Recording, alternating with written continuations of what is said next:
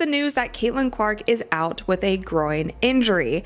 Now, if you guys have been watching the Indiana Fever and Caitlin Clark play over the past 3 games, it is very clear that Caitlin Clark is not feeling like Caitlin Clark. Stop what you're doing. This is not just another injury update.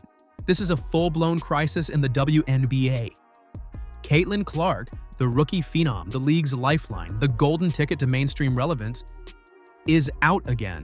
And this time, it's sparking a 5-alarm fire across the entire basketball world. Caitlin Clark out tonight against the LA Sparks with a groin injury. Another injury? Seriously? How many more times can this happen before the league's dream scenario turns into a complete nightmare? Every major media outlet is holding its breath, coaches are sweating, and fans are losing their minds because, let's face it, when Clark goes down, the whole league starts trembling. This isn't just bad luck. This is a systemic failure, and the panic is real. You can't claw someone in the eye. Eject her. Eject both of them. Eject both of them. So there's nothing there. There's nothing there. Nothing there. JC Shelton claws her in the eye. Then the two of them get into it, and then Mabry just goes and shoves her onto the ground. Eject both of them. So let's break it down, because this injury isn't just about Clark. It's about everything the WNBA has built around her, starting to crumble. I called her the league. That should be her moniker, because she is the league, right? She was injured. The ratings dipped. There was pressure for her to come back. She might have rushed back. And what happens when you rush back and you try to make up for one injury? You cause another one. Someone brought this up to me. Goes, Steve, you ever think that the last couple of games she is suffering or ailing physically because she may have come back too soon? Jason, there's a shot that could be very valid. Now, if it's the other thing that she needs a timeout, people can talk about mental health. I think that's mental weakness, and she needs to toughen up if that is the case. I would be severely disappointed if it is the latter and not the former. Let's stop pretending like this is just bad luck. Caitlin Clark's injury history is now starting to look like a trend, and a dangerous one at that. First, it was the quad. Now, it's the groin. These aren't minor bruises or sprained fingers. These are muscle strains that directly impact her ability to explode, to change direction, to shoot, pass, and be Caitlin Clark. And what's worse? These are happening in her rookie season. She hasn't even completed a full calendar year in the WNBA, and her body is already starting to break down under the pressure. She's being run into the ground. From a non-stop college season, into a whirlwind media tour, straight into the most physically taxing league in women's basketball, there was never a break, never a breather. Just grind, grind, grind. And now her body's saying no more. This is not about one missed game. This is about a long-term issue the league can't afford to ignore. If this keeps happening, Clark's longevity is in serious question. And without her, what happens to the league that's been glued to her every move? You want to know why everyone's panicking? Because the WNBA has put all its eggs in the Caitlin Clark basket. The marketing, the broadcasting deals, the ticket sales, they're all built around one player. Sure, the league has other stars, but let's be real. None of them move the needle like Clark. When she plays, arenas sell out. When she sits, the buzz fades fast. That's not opinion. That's fact. She's the reason casual fans started watching. She's the reason media outlets suddenly care. She's the economic engine of the league right now, and that's exactly why her injury hits so hard. Because when she's not on the court, the league doesn't just lose a player, it loses its identity. All those sponsors who lined up for airtime, they're watching. The TV networks who boosted coverage, they're watching. And trust me, the moment it looks like Clark isn't healthy enough to carry this league through the season, people will start pulling out. Is she physically built for what you're talking about? Because there will be physical consequences.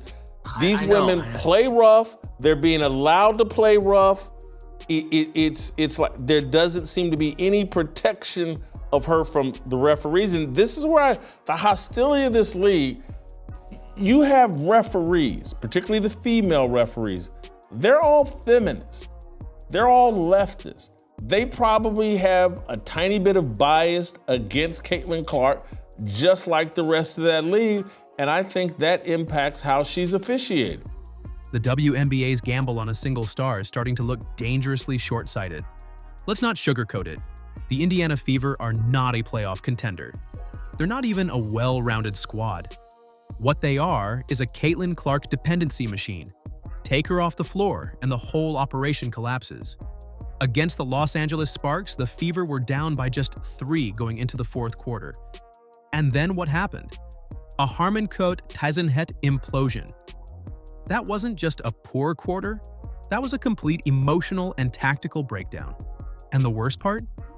Everyone saw it coming. The players looked lost. There was no offensive flow, no direction, no voice on the floor.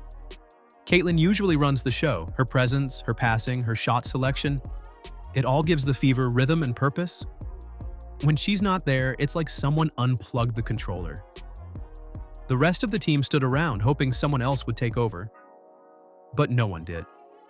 That's the dark truth here. This team was never built to win games without her. They were built to orbit around her, and when the sun goes out, the planets crash. And what does that say about Indiana's front office? It says they rushed the rebuild. They skipped the foundation and jumped straight to the penthouse, assuming Clark would carry everything on her back. But now, with her sidelined again, their lack of depth and leadership is being exposed in brutal fashion. The defense looks porous, the offense becomes predictable, and the energy dips to zero. If Clark is going to be the future, Indiana needs to protect her by building a real team around her, not just handing her the keys to a rusted-out car and saying, "Drive us to a championship." Because what we're seeing now isn't just a rough stretch. It's proof that without her, the Fever aren't just beatable. They're borderline irrelevant. This is where the panic gets real. Because the fans, the people who packed those arenas and bought those jerseys and boosted those ratings, are starting to feel the fatigue. And not just from Clark's injuries, from the realization that this entire WNBA moment might be more fragile than anyone thought. When Caitlin entered the league, she brought with her millions of new eyes. Social media blew up, ticket sales exploded, and it looked like the WNBA was finally getting its mainstream breakthrough. But now, that momentum is wobbling. Every time she sits out, fans start to disengage. They stop watching. They stop caring. Because for many of them, she was the reason they tuned in. The Fever aren't pulling national headlines when Clark isn't suiting up. The crowd energy drops, the cameras stop zooming in, the hype dies. This isn't fair to the rest of the WNBA. There are amazing players out there putting up double-doubles and game winners. But the brutal truth is, most casual fans don't know their names. They only know her. And it's not just the fans, it's the brands, the networks, the sponsors. They came running to the table because Caitlin was lighting up highlight reels every night. But if the headline starts becoming "Clark injured again" instead of "Clark drops 30, those same investors will start walking away. Poked in the eye or gets clawed in the eye, and then JC Sheldon belly bumps her. She gets clawed in the eye, Sheldon belly bumps her, and Caitlin pushes her off. And then Marina Mabrey just shoves her into the referee onto the ground. The WNBA had a golden opportunity to build long-term loyalty, but instead of expanding the spotlight, they focused it all on one person. And now, the moment she steps off stage, the lights start going out. This is the biggest issue of all, not the injury itself, but the fact that the WNBA still doesn't seem to have a plan for what happens when Clark isn't healthy. This is bigger than just one game, bigger than one season.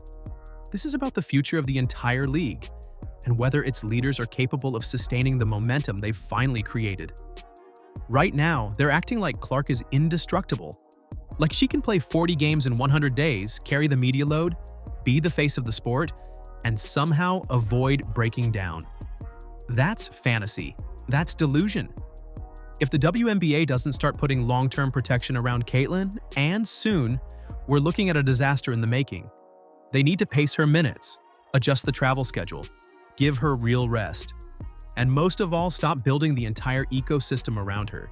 Because if she goes down with a major injury, ACL, Achilles, anything, it's not just the Fever that suffer, it's the whole league. The ratings, the sponsors, the fans, the credibility, all of it. This injury is not a random misstep. It's the first rumble before the potential earthquake. And if WNBA execs don't wake up and realize how dangerously thin their current foundation is, they might just watch everything they've built around Clark collapse in real time. Because here's the harsh reality. When you put a whole empire on one rookie's shoulders, you better make damn sure those shoulders can hold it.